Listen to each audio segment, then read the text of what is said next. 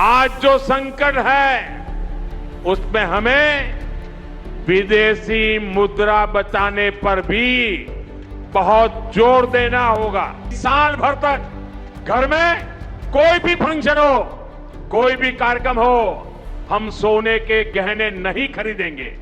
थलपति विजय ने तमिलनाडु के सीएम पद की जब शपथ ली तो तमिलनाडु में एक नए युग का आरंभ हो गया। उन्होंने खुद घड़ी के ऊपर वो अपना निशान लगाते हुए बोले कि भाई नए युग की शुरुआत अब से, यानी कि जब मैं शपथ लेके खत्म हुआ उसके बाद से भाई शुरुआत हो गई इसकी। लेकिन इसके साथ साथ तमिलनाडु के सीएम के सामने एक बहुत बड़ा यक्ष का प्रश्न आ गया है। दरअसल उन्होंने जो वादे किए, जो उनकी योजनाएं थी, उनकी प्लानिंग थी, जो उनका सबसे बड़ा वादा कि भाई वो 8 ग्राम सोने वाली बात।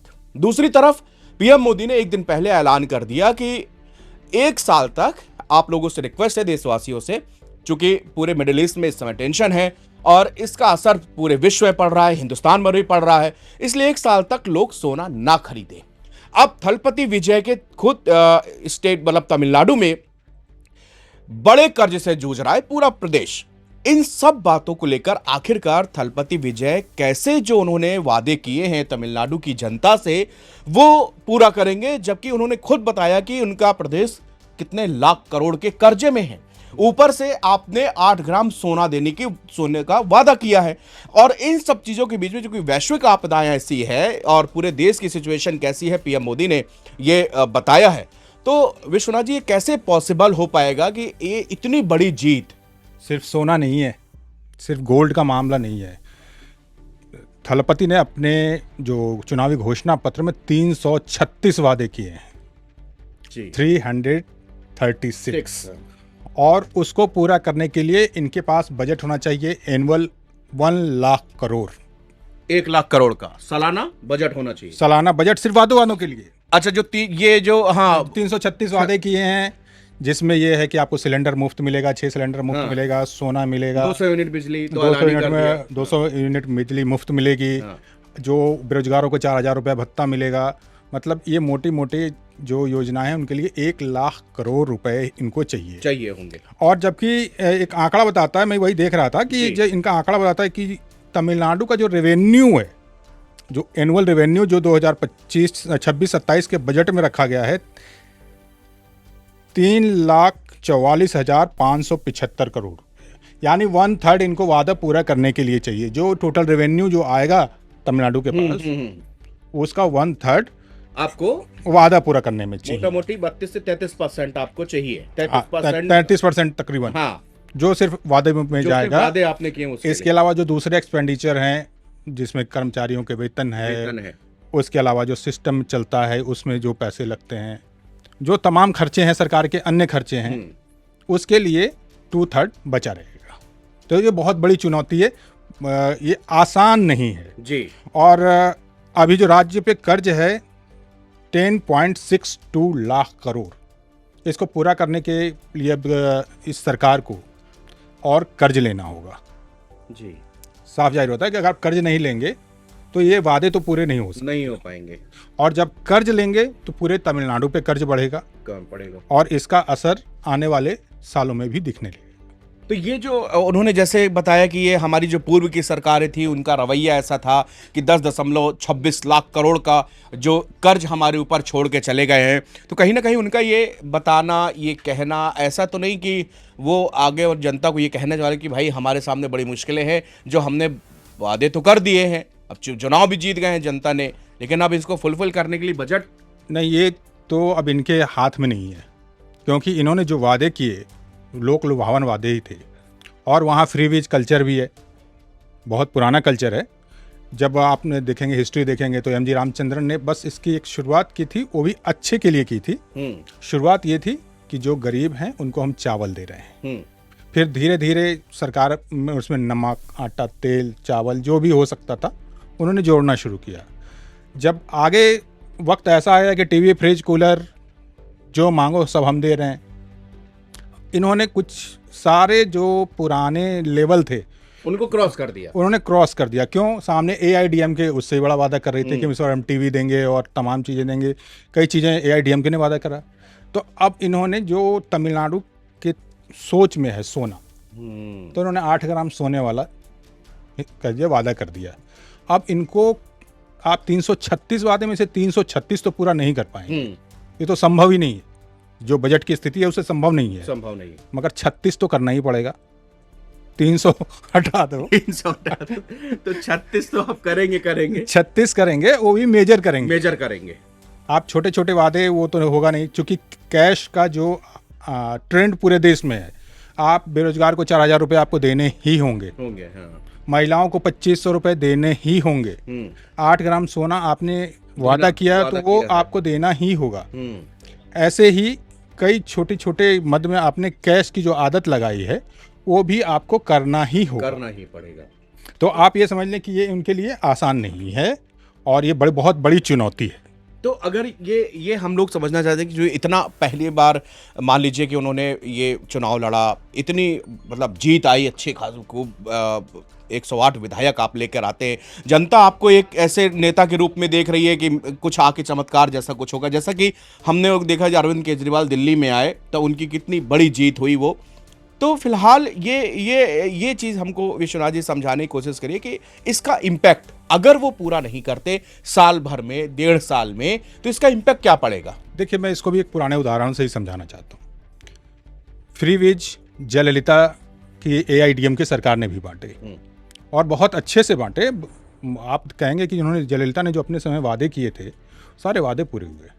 DMK ने भी बांटे, करुणानिधि के ज़माने से उन्होंने भी बांटे, मगर इसके बावजूद दोनों चुनाव हारे। जयललिता भी चुनाव हारी, DMK आया, DMK भी चुनाव हारी, फिर जयललिता आई, ये क्रम बना रहा। तो इनके लिए मैं भी यही कह सकता हूँ कि ये शुरुआती लोकप्रियता के तौर पे इनको देखा जा सकता है। अरविंद केजरीवाल भी आए थे, 200 यूनिट बिजली और पानी फ्री लेके, चुनाव हारे, आज सत्ता में नहीं है। तो ये एक प्रक्रिया है जिसमें जनता को आप आकर्षित कर सकते हैं, पर इसके अलावा और कई चीज़ें जुड़ी होती हैं जो एंटी इनकम्बेंसी वक्त के बाद बन जाती हैं। उसमें रोजगार है, आप रोजगार के 4,000 रुपये दे देंगे, नौकरी नहीं देंगे, कैसे काम चलेगा? आप 2,500 रुपये दे देंगे पर हेल्थ इस पे कैसे काम करेंगे? एजुकेशन पे कैसे काम करेंगे? आप पैसे तो आप दे के आप थोड़े दिन के लिए उनको खुश या कहिए कि संतोष दिला सकते हैं कि हम आपको पैसे दे रहे हैं, पर लंबे समय तक आप नहीं कर सकते। और इसका साफ साफ देखा गया, तमिलनाडु की राजनीति में ही देखा गया है। तो ये लंबा चलने वाला नहीं है, पर हाँ, तत्काल में इनको अगर ये वादा पूरा करते हैं तो इनकी लोकप्रियता जरूर बढ़ेगी। लोकप्रियता तो जरूर बढ़ेगी, लेकिन एक साथ इसके साथ जैसे आपने साउथ की इस पॉलिटिक्स का उदाहरण दिया आपने कि ये इतिहास में भी यहाँ पर रहा है। विश्वनाथ जी, जैसे अगर हम लोग नॉर्थ बेल्ट की बात करते हैं तो यहाँ पर फ्री वीज का कल्चर हम लोगों ने हाल के कुछ सालों में बहुत ज़्यादा बढ़ते हुए देखा कि इलेक्शन के 2 महीने पहले अचानक से खाते में इतना ट्रांसफर हुआ और आपने चुनाव के रिजल्ट देखे कैसा हुआ। महाराष्ट्र उदाहरण, बिहार उदाहरण, तमाम उदाहरण थे। अब ये कल्चर, ये सोने का और ये कैश देने का बढ़ता चला जा रहा है। ये कहीं ना कहीं देखिए एक विश्वनाथ जी, एक चिंतन करने का विषय है कि अगर आप यही पैसा जो आपको अपने प्रदेश के इंफ्रा में खर्चा करना चाहिए था, अच्छे बुनियादी ढांचे में, लेकिन ये डायरेक्ट बेनिफिट लाभ हमको कि अभी दो तुरंत लाभ। देखिए, मैं एक चीज़ और, मैं बहुत इस फ्री वीज कल्चर को मैं सही नहीं मानता राजनीति के, मगर एक चीज़ मैं बताना चाहता हूँ कि अब एक नया ट्रेंड भी है। आप गौर करिए, एक उम्मीद की किरण भी है कि सिर्फ पैसा सब चीज़ नहीं है कि आप कैश ट्रांसफ़र कर रहे हैं। तमिलनाडु में ऑलरेडी जो स्टालिन थे वो कैश ट्रांसफ़र कर रहे थे, इसके बावजूद हारे। ममता बनर्जी ने भी किया था चुनाव, ममता बनर्जी भी कैश ट्रांसफ़र कर रही थी, फिर भी हारी। तो आप इसकी कोई सीमा नहीं है और एक वक्त ऐसा आएगा कि राजनीतिक पार्टियों के पास, जैसे आज तमिलनाडु का जो बजट है 1/3 रेवेन्यू जा रहा है सिर्फ आपके फ्री वीज में और घोषणाओं में। अगर किसी भी राजनीतिक दल को सत्ता में आना है तो अब अगला यही हो सकता है कि 1/3 नहीं, हाफ फ्री वीज एंड हाफ गवर्नेंस। अब तो यही बचा वहाँ पे, यही बचा है।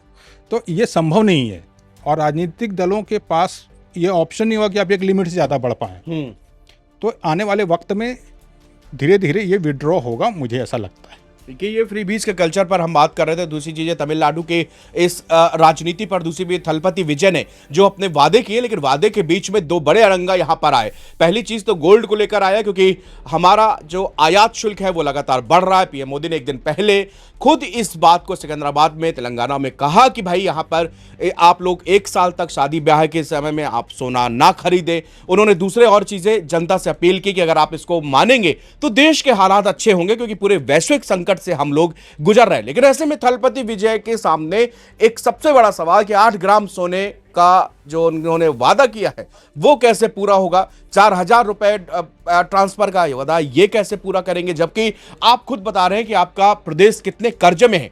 दूसरी चीज, फ्रीबीज के बारे में सुप्रीम कोर्ट भी तर्क टिप्पणियां कर चुका है कि आप जो है लोगों की जीवन को सुधारने काम कीजिए, एजुकेशन पर आप अच्छा खर्च कीजिए, मुफ्त शिक्षा आप उस पर काम करिए, आप अच्छे हेल्थ पर काम करिए। लेकिन चूंकि चुनाव जीतने का सबसे आसान और मुझे लगता है कि बेहतर तरीका ये कुछ सालों में मैं देख रहा हूं कि इजाद हुआ है, बहुत पॉपुलर हुआ ये तरीका कि आप फ्री बीज बांटे, कैश ट्रांसफर करें और ठीक चुनाव से महीने 2 महीने क्योंकि जल्दी भूले भी ना लोग। ये चुनाव जीतने का शॉर्टकट एक तरह से आप कहें कि बन गया है। लेकिन ये एक बड़ी बीमारी है जो आपको लॉन्ग टर्म में आपको बहुत नुकसान देगी, और उस प्रदेश को भी, क्योंकि बजट आपके पास में 100 रुपया ही है। आप उसमें 70 रुपया 50 रुपया अगर फ्रीबीज में बांटेंगे तो बाकी पूरा वेतन, पूरा प्रदेश को चलाने का, लॉ एंड ऑर्डर की सिचुएशन, हर एक चीज़ उसमें इंक्लूड है। बेहतर इंफ्रास्ट्रक्चर हो, ओवर ब्रिजेस हो, वहाँ पर सड़कें अच्छी हों, गांव अच्छे हों। तो अगर आपको इन सब चीज़ों में अगर आप पैसा फिर कहाँ से लाएंगे, या तो फिर आप अपने प्रदेश का कर्जा ही इतना ही बढ़ता चला जाएगा, तो उससे भी कोई बेनिफिट यहाँ पर नहीं होने वाला। मैं एक चीज़ इसमें और जोड़ूं, तमिलनाडु एक ऐसा राज्य है, अभी आप देखें कि केंद्र का जो पैसा आता है राज्यों में, केंद्र का हिस्सा जो राज्यों को मिलता है, अभी वहाँ पिछले स्टालिन सरकार और मोदी सरकार के बीच में काफ़ी खींचतान रही।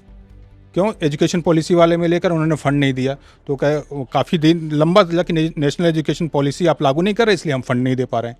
कितना लंबा चला है। आप सोचिए कि हर एक फंड के लिए आपको केंद्र से भी पैसा लेना है और खुद भी जनरेट करना है। इसके बाद आप 3.5 लाख करोड़ रुपए का जो रेवेन्यू जनरेट कर पाते हैं, उसमें 1 लाख करोड़ रुपए अगर आप फ्री बीज और सिर्फ वादों को पूरा करने में, तो ये मुझे नहीं लगता ये आसान है थलपति की। हाँ, थलपति विजय की लोकप्रियता, उन्होंने एक नए युग का आरंभ बताया।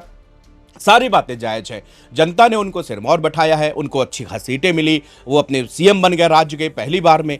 तो अब लेकिन सबसे बड़ा दौर अब शुरू होने वाला है कि आपने जो इतने सारे और भारी भरकम वादे किए हैं, दरअसल वो आप कैसे पूरा करोगे, और पूरा करने के साथ साथ आप अपने प्रदेश की जनता के साथ किस तरह से डेवलपमेंट के कार्य कर सकते हैं, रोजगार के लिए अवसर ला सकते हैं। ये सब जो है, ये चैलेंज जो बड़े होंगे थलपति विजय के लिए।